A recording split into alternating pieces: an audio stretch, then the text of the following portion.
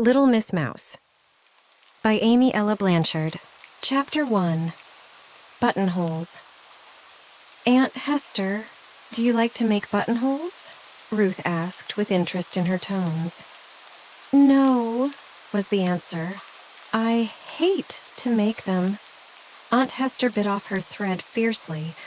I hate them, she repeated, reaching for her spool which had fallen under the chair.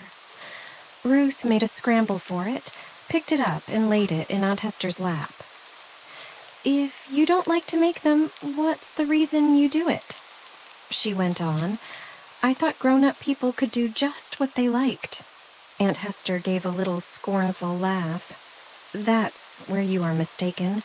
When I was a little girl like you, I thought so too, and when my mother made me sit by her and sew as I make you, I used to think that when I grew up, I'd never touch a needle. Oh, and now you have to do it nearly all day. There was sympathy in Ruth's tones. Never you mind what I do all day. You chatter too much. Go on with your work.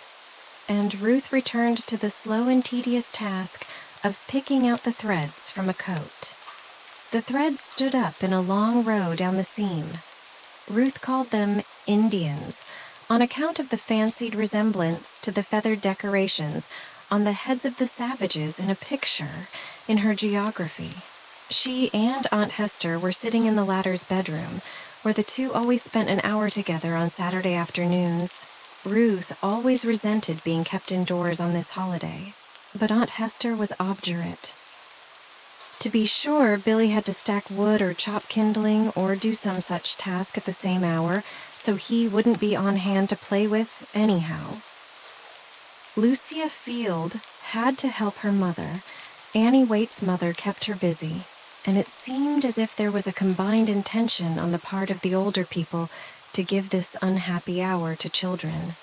It was probable that they had decided to do it at some mothers' meeting, Ruth concluded, and she always felt a sudden rebellious pang whenever Aunt Hester prepared to go forth to one of these gatherings, for just after, there was sure to be a period of extra strictness, and certain little tasks that perhaps had been gradually slighted during the month were enforced more rigidly. Ruth looked up at the clock. It still wanted 15 minutes to 3, and there were many Indians still poking up their heads along the line of brown cloth. She ventured another remark. It was out of reason to sit silent more than 10 minutes at a time. What are you going to do with this, Aunt Hester? She asked. Make a coat for Billy. Whose did it used to be? My father's. Oh. Ruth's mind wandered to the time when the coat had been new. It must have been a long time ago, she considered. She wondered what old Major Brackenbury kept in his pockets, and surreptitiously slipped her hand in the one which was still hanging to the piece of cloth upon which she was at work. He might have been fond of peppermint lozenges, she thought, like Dr. Peasley, who never failed to produce one when he met Ruth. But no lozenges of any kind were to be found. Only some siftings of tobacco and particles of dust did Ruth's hand bring forth from the deep pocket. She worked away diligently for a few minutes. Then her tongue wagged again. Was your father like Dr. Peasley? She questioned. Not a bit, sighed Miss Hester. He was tall and slim, though not too slim. He carried a gold-headed cane. I can see him now. She stretched forth her hand and smoothed the cloth, which lay in Ruth's lap. I can see him now in that very coat, coming out the gate with Bruno at his heels. Ruth's eyes followed hers to the big house across the way. The tall white pillars were visible through the evergreens. It had been a pleasant place to live in. I know all about Bruno, she said, but tell me some more. I am so tired of unripping. Of ripping, you mean? You couldn't unzip, you know. You have only 5 minutes more, so I can't begin to tell tales now. I want you to find Billy and tell him I want him to go to the store when he has finished his task. May I go to the store too? Yes. Ruth settled back contentedly. Only 5 minutes more to fight the Indians. She would try to get to the end of the seam before the clock in the kitchen struck. So her fingers flew along the stretch of brown cloth, and there were but a few more threads to pull when 1, 2, 3 strokes sounded solemnly and slowly from the tall clock in the corner of the kitchen. Ruth looked up inquiringly, and Aunt Hester nodded her head. "Fold up your work and put it in the big chest," she said. "And then you may go and find Billy. When he has finished his work, tell him to come to me." Ruth did as she was bid. She found Billy industriously stacking wood. "Whew!" he cried as he saw the little girl. "There's a lot of it, isn't there? See how much I have already piled up." "You're most through, aren't you?" said Ruth. "How hard you must have been working, Billy." Billy smiled appreciatively. When Billy smiled, you forgot his red hair and snub nose, for his bright blue eyes were squeezed up so merrily, and his whole face showed such a sunny expression that you felt like smiling in return. Ruth, on the contrary, was a somber-looking little mite with burning dark eyes, a small thin face and serious mouth. Her greatest beauty was her chestnut hair, which rippled in shining waves to her waist when it was unplaited. But Miss Hester insisted upon smooth braids, and was very particular that every hair should be in place, so the shimmering masses were generally confined in 2 plaits and tied tightly by a black ribbon. "I'll help," said Ruth, after she had watched Billy sturdily working to get his pile completed. "Aunt Hester wants to send you to the store, and I'm going too. Billy, did you know she hated to make buttonholes and her father had a gold-headed cane?" "I know. I saw it once. The cane, I mean. I didn't know about the buttonholes. She won't have to make 'em when I am a man." "Why? What for?" asked Ruth, struggling with a stick of wood. "'Cause she has to do 'em now, so she can buy things for us?" "Oh, I didn't know that was why." Ruth placed her stick of wood so that it rolled down from the pile. She thrust it back again and stood looking very thoughtful. Then she said soberly, "She's awful good, isn't she, Billy?" "You bet she is. She's a gym dandy, if she does make a fellow work Saturday afternoons. Where'd you and me be if it wasn't for her?" "You'd be selling papers, and I'd be in an orphan asylum, I suppose," returned Ruth readily. She was accustomed to this reminder from Billy. "That's just what," he returned, settling Ruth's wobbly stick more securely in place. "Tell me where you saw the cane," said Ruth, picking up a stick more suited to her abilities. "I saw it at Dr. Peasley's, but don't you tell. She might not like us to mention it. It's my opinion she sold it to him. Maybe when the claim is settled, she'll buy it back again. I wish it would hurry up and get settled. I'd love to live over there again." Ruth nodded her head toward the big house with the pillars. "We didn't stay long enough to get used to it." "If she can stand it here, we can," returned Billy, eyeing his woodpile critically. "That's all now, Ruth. I've just got to chop up a little kindlin', and then we can go long." "I'll pick up some chips," said Ruth, stooping to fill her apron with the splinters and bits of bark which lay around. Then, following Billy, who, with arms piled high, strode toward the kitchen, she rejoiced that the real work of the day was over for them both.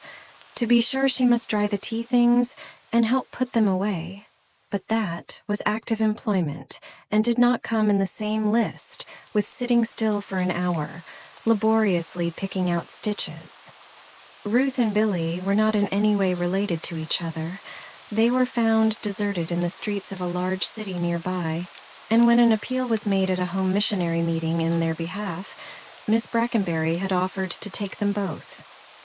That was a year or more previous to this special Saturday afternoon, and Miss Hester had then lived in the big house across the way. Old Major Brackenbury was alive then, though blind and helpless. Quite a different person from the one described to Ruth as, wearing the brown coat. He lived but 3 months after the children became members of the household, and the next thing the neighbors knew, the big house was given up and Miss Hester was taking her young charges to a tiny home across the way. Miss Hester shed many tears at leaving her old home in which she had expected to pass the remainder of her days. She had believed herself comfortably provided for, but when her father's affairs were settled, there was very little left. Ruth, awe-stricken, believed the tears were all because of the Major's death, but Billy, wise before his time with a knowledge of what poverty meant, knew better. He had overheard a conversation between Miss Hester and Dr. Peasley, and he knew there were many things to cause Miss Hester's lips to tremble and her eyes to overflow, for had he not heard the good doctor trying to persuade her to give up Ruth and Billy, and had she not replied, "No, I have pleased myself in taking them. I was lonely and wanted them for my comfort. Shall I give them up now, when I pledged myself to take them? The Lord sent them to me, and He means me to keep them. Would I desert my own flesh and blood under like circumstances? Would I not work my fingers to the bone for children of my own, and shall I do less by these whom heaven has given me?" The doctor coughed and wiped his eyes, but he did not give up. "They will be well cared for in some institution, Hester," he said, "or they may perhaps find good homes. You need not return them to the streets, and what is left will not be enough for you three." Miss Hester set her lips firmly. "I'll make it enough. I am not the only woman who has had to work for her living." "But what can you do, Hester? What can you do?" said the doctor in a troubled way. Miss Hester thought for a moment. "I can make buttonholes beautifully and do all sorts of fine sewing and embroidery. Handwork is very much in vogue now, and I surely ought to eke out my income. And then, you know, there is the claim," she added with a little smile. "Pshaw!" said the doctor, as he brought his stick down hard, but he did not try to urge her further, though he shook his head and sighed. And so it was that, with the best and choicest of her belongings, Miss Hester removed to the tiny house with its bit of front yard and its roomier back lot. It was not long before the fine sewing daily work was the main part of Miss Hester's daily work, for the doctor spread the information far and near that Miss Brackenbury made beautiful buttonholes and did exquisite handwork, and that she would be willing to help out those of her neighbors, less accomplished. Then Maud Fowler came over to know if Miss Hester would help with her trousseau. Mrs. Ayres brought a dozen babies' frocks. Mrs. Baker wanted a fine shirtwaist, and so it went on till Miss Hester had about all she could do, and managed to have enough to supply the wants of herself and her adopted children, though their food was plain enough. Billy did not forget what he had heard, and though he never said a word of it to Ruth, he faithfully kept alive the fact that they owed a great deal to Miss Hester. He brought a cheerful presence into her life, showing an awkwardly expressed, but perfectly true, affection, which Miss Hester recognized and returned. As for Ruth, she was younger and did not show her feelings so easily. She had been brought up in a different school, too, and was used to a fond mother's caresses. To this mother's memory she clung, and Miss Hester often wondered if she cared at all for her, or indeed for anyone. "She hasn't those big, burning eyes for nothing," said Dr. Peasley. "She may be undemonstrative, but she's not shallow, I'll warrant you." So, Miss Hester was watching the growth of this little bud, wondering if it would ever show a heart full of warmth and color, and if, in the long run, Ruth would really love her as Billy did. Miss Hester was not of the gushing sort herself, but once in a while she would pass her hand over Ruth's shining head, or would pat Billy's shoulder. Then Billy would give her one of his beaming smiles as he snuggled up against her. But Ruth would only turn her great eyes upon Miss Hester with a questioning look, and would invariably slip off into some corner after such a caress. This autumn afternoon, after they had deposited their burdens in the woodbox, they were given directions by Miss Hester with a list of things to be brought from the store. "Now, don't loiter, by the way," was the charge given. "I want the things as soon as I can get them, Billy." "What do you suppose they are?" asked Ruth as they passed out the gate. Do you reckon it is anything good, Billy? Maybe she has the claim. Say, you've got bats in your belfry, returned Billy. She ain't got no claim. I'm only gonna get oatmeal and rice and things like that. Oh, Ruth sighed. It would have been pleasant to anticipate materials for gingerbread or some such luxury. I wish it had been raisins and currants and citron and all that like we had last Thanksgiving, she said. Never you mind, returned Billy. It's all right. What we have every day is heaps better than that old crust you had for dinner the day they found you on the corner, a beggar. Hush, Billy Beatty, cried Ruth, stamping her foot. I told you never, never to speak about that again. I just hate to have you, I do. I wasn't a beggar. I wasn't. I never asked anybody for anything, and I never will.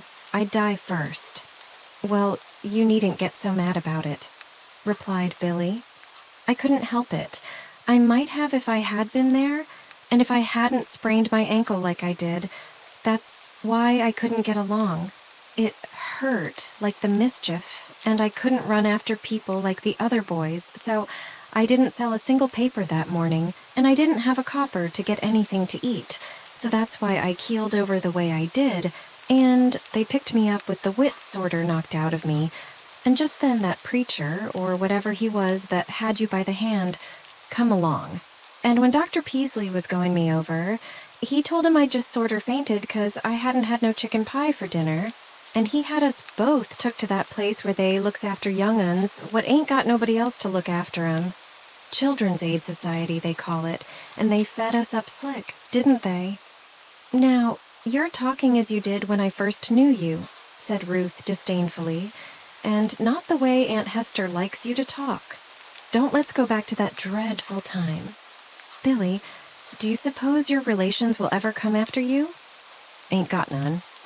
But I've a father, you know. Maybe you have, and maybe you haven't. What's the matter with his being killed in an accident? You wouldn't care much, would you? I don't know. It would be nice to have somebody your very own. Ruth spoke wistfully. He wasn't bad. Mother said he'd come back. She knew he would. She said that the day before she went to heaven. The child's lip trembled, and she bent over to pick up a scarlet leaf in her pathway, that she might hide her feelings. He won't come, declared Billy positively. As for me, I like it here all right, and I'm going to stay and keep a store here myself when I grow up. Oh, good. And will you sell candy? That kind that's all pink and soft? Sure, returned Billy. We'll move back into the big house and have rice pudding with raisins in every day, if we like. I'd rather have that lovely other kind of pudding like we had last Thanksgiving. We'll have that too sometimes.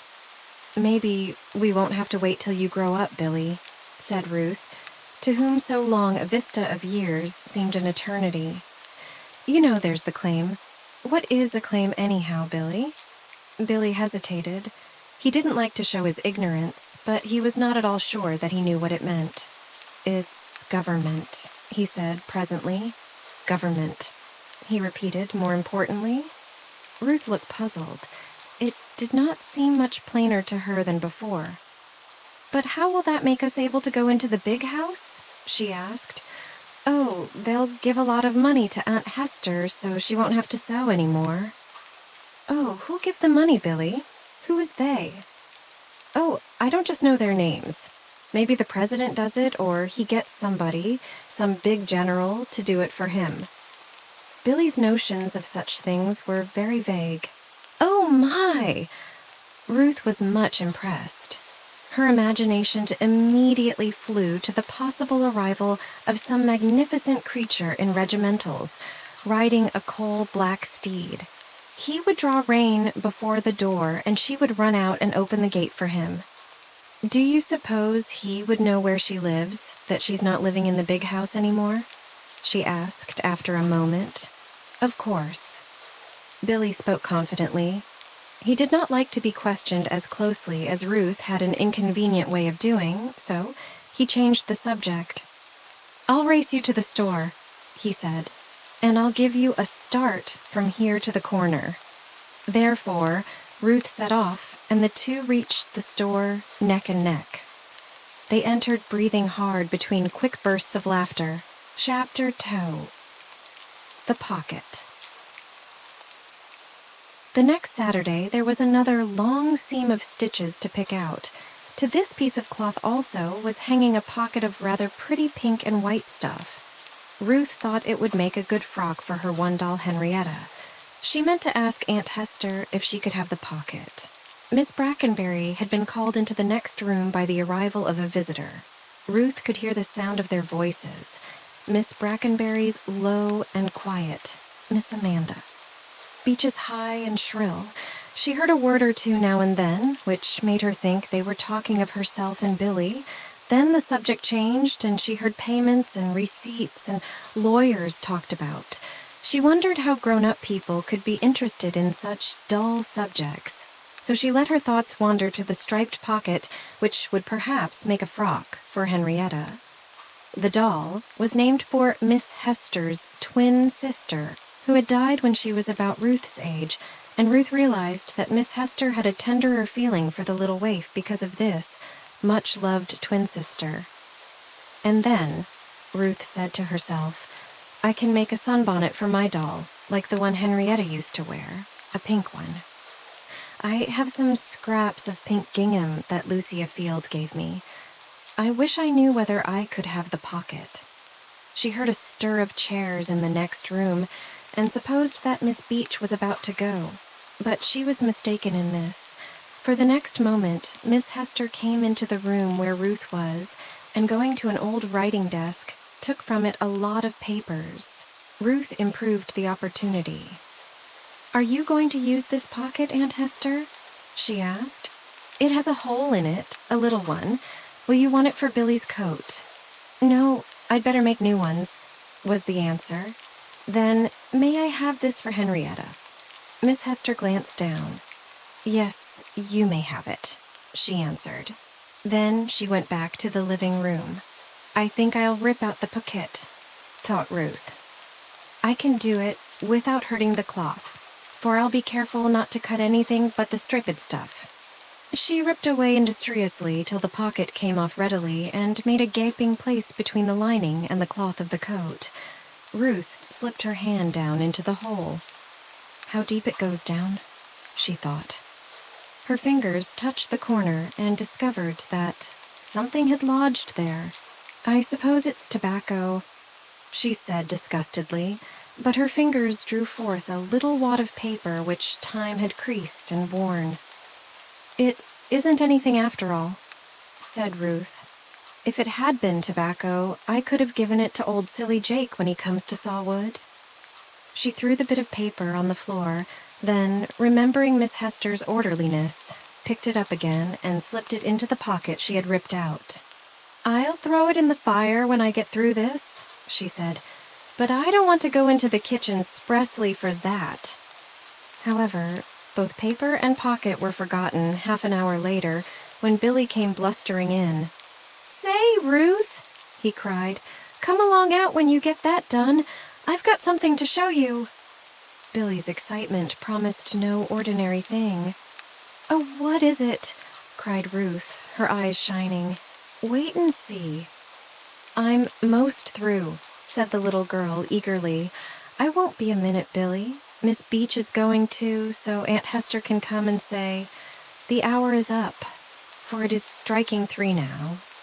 She folded her work, stowed it away in the chest, picked up the striped pocket, and ran into her little room with it, where she tucked it away in her box of scraps for doll clothes. As she came running back, the door closed after Miss Beech. It's 3 o'clock, Aunt Hester, and I picked out every stitch and put away the coat. Now, may I go? Asked Ruth as Miss Hester came in. Miss Hester looked around to make sure that all was in order. She held a parcel in her hand, and as she sat down, she murmured, More buttonholes. Ruth came closer and laid her small hand upon Miss Hester's arm. And you hate them so, she said sympathetically. Are you afraid you will have to make them all your life, Aunt Hester? Miss Hester sighed. I am afraid so. No, you won't, Ruth assured her. You can teach me to make them when I am bigger, and then when Billy gets to keeping store, we won't either of us have to make them. For when we get hungry, we can go down to Billy's and eat crackers and raisins and things. I'm coming, Billy. For Billy, grown impatient, had gone out into the yard and was calling her. Miss Hester looked after her as she ran out. Amanda need not discourage me about Ruth, she said with a faint little smile. I'll have the child's love and confidence yet. Then she sat down to her old desk and pored over a little pile of papers, which she drew from a pigeonhole.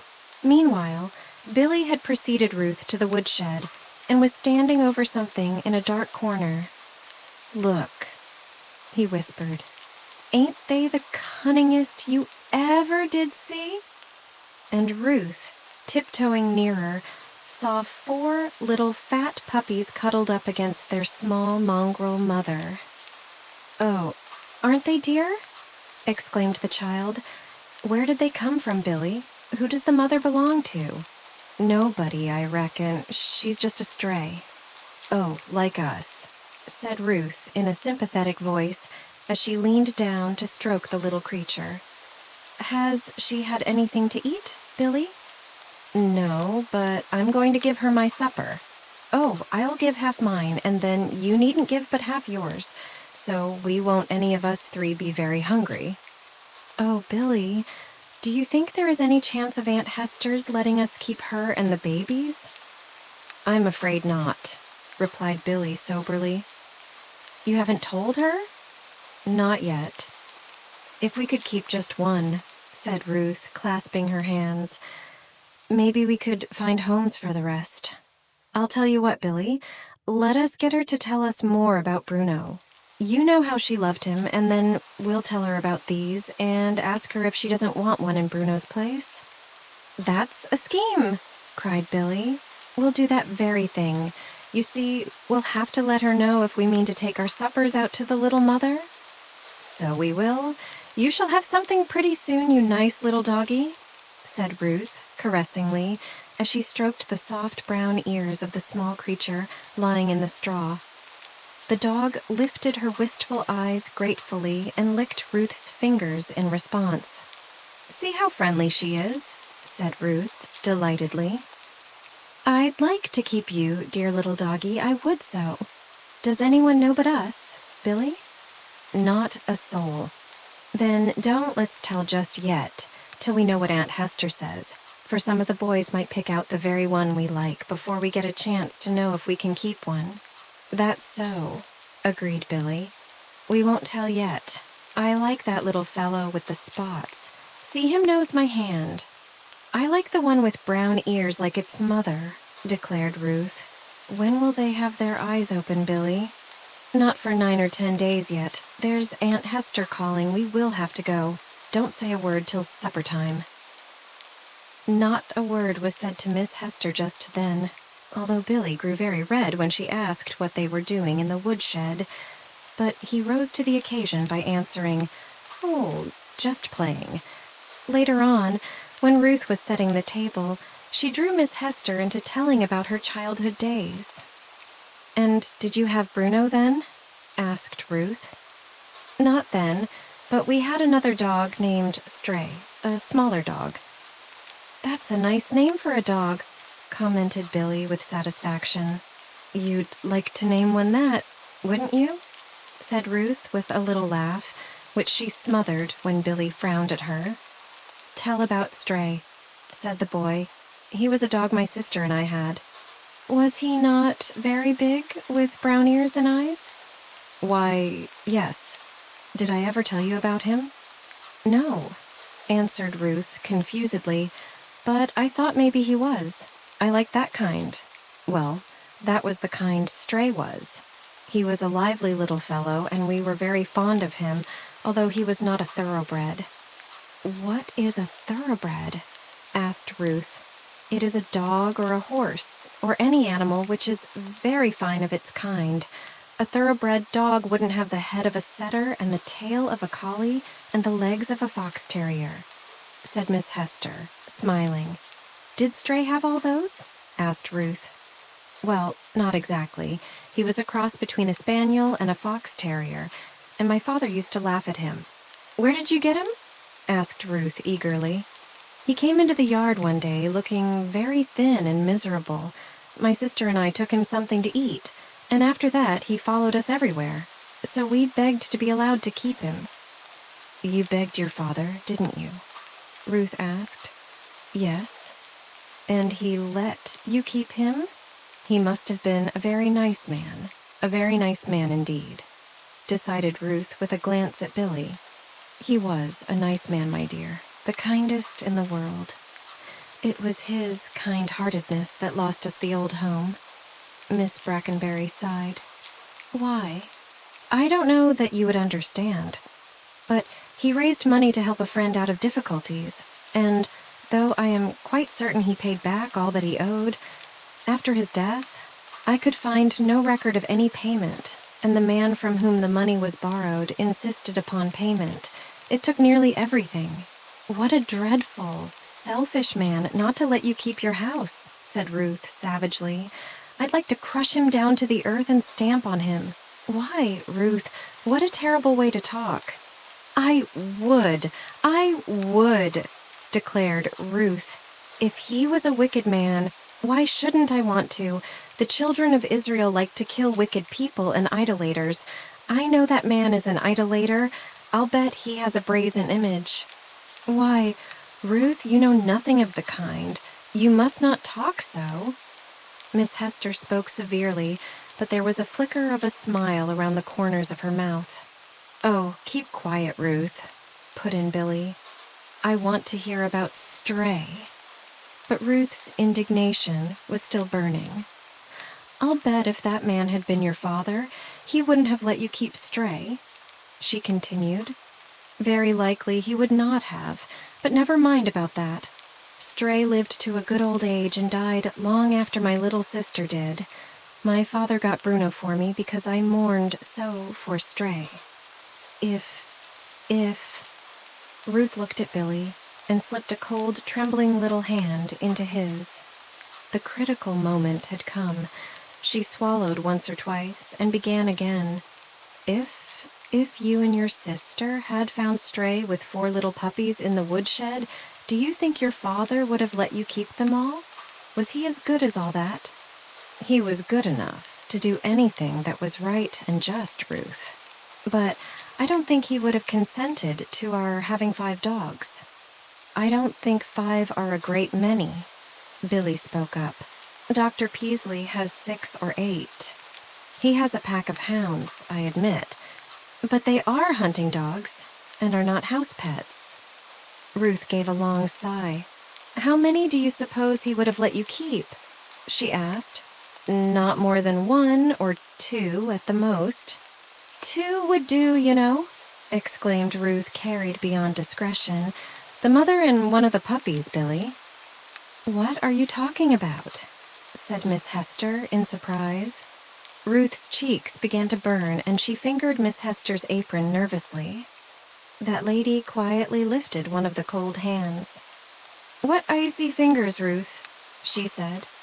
Are you so cold? No, Aunt Hester, I'm not cold, only there are 4 puppies, you know, and the mother. We do want so much to keep 2. Oh, won't you be as good as your father and let us keep them? They are in the woodshed, and we are going to give them half our supper. 4 puppies and their mother in the woodshed? Exclaimed Miss Hester in astonishment. How did they get there? They just came, said Billy, eagerly coming into the conversation. I found them there this afternoon. She's awfully nice, Aunt Hester. You ought just to see her lick your hand, and the puppies are great. There's one with spots. And one with brown ears, Ruth chimed in. I'd love that one. It looks like its mother. She has brown ears and eyes just like Stray. I must see about this, said Miss Hester. I am sorry, children, but I am afraid we cannot afford to keep any of them, for it would mean another mouth to feed. But we'd give half our supper to them, argued Billy. Miss Hester shook her head sadly. I couldn't allow that, Billy, for you children do not have more than you ought as it is. "Show!" exclaimed Billy. "We have a heap more than we used to have, and we got along then. Why, Aunt Hester, 2 years ago we'd have thought ourselves regular swells if we'd had 3 meals a day." But Miss Hester was obdurate, though she finally consented to allow the children to share their meals with the little mother until her babies were big enough to give away, Billy declaring that there were plenty of the boys who would be glad to have one of the puppies. So, after supper, they all went out to the woodshed, Billy and Ruth each bearing a pan of porridge and milk, for each had so insisted upon the right to feed the dog that Miss Hester was obliged to hunt up 2 old pans into which was poured strictly half of their supper. This was eagerly eaten by their small pensioner who seemed half-starved. "Poor little thing," said Miss Hester wistfully. "I really wish we could keep her, but how could we feed her when we eat up everything so clean that we have no scraps?" "Oh, if I could only make buttonholes," said Ruth fervently, "I'd make enough to buy her all she needed." Yet a way was provided for the entire family of dogs, for the next day Billy came flying home from school, a pack of boys at his heels. These were escorted to the woodshed, and therefrom came a great clamor of voices. Ruth hovered on the outskirts, eager for the first news. After a while, the boys filed out, all talking at once. As they went out the gate, they shouted back, "We'll be sure to be on hand tonight, Billy." And then Billy's red head appeared. The boy's face wore a pleased smile. "Oh, Billy, tell me," cried Ruth, wild with curiosity. "It's all right," said Billy. "I've made a bargain with the fellows, and they've got to keep to it too. Come on, let's tell Aunt Hester. I've got 'em all to promise, and they've got to sign in ink too." He strode importantly into the house, Ruth dancing at his heels. "We can keep any one we want, Aunt Hester," he announced. "And it won't cost 1 cent either. There's 5 dogs, ain't there? Well, there's 4 of the boys that's agreed to give me scraps for 1 dog every day as I come home from school, to pay for the puppy he is to have. And if a fellow don't keep his word, I'm to take back his dog, and I'm going to do it too. For Sam Tolman's awful anxious for one, and there ain't enough to go round. So, now can't we have one to keep?" "Why, yes, you're a real good hand at a bargain, Billy," said Miss Hester, looking pleased. "Of course, if you can feed the dog, you can keep it. The boys are going to bring the stuff here, while the little pups are with their mother so she can get fed. Charlie Hastings likes her best of any, and says he'd rather have a grown-up dog than a pup. He says he knows his mother will let him have her 'cause they had a dog much like her that got runned over last summer, and they all felt awful 'bout it. He says they'll call this one Flossie after the one they had." "Oh, I am so glad she will have a good home," cried Ruth, clasping her hands. "Which are we to have?" "Well, I reckon we'll keep the one with brown ears, 'cause Art Bender wants the spotted one, and Art's father is awful rich, so that we'll get more scraps from them than anybody, and I thought it would be better to let him have Spot." He spoke quite soberly, but Miss Hester put back her head and laughed more merrily than the children had heard her since they had come to the little house.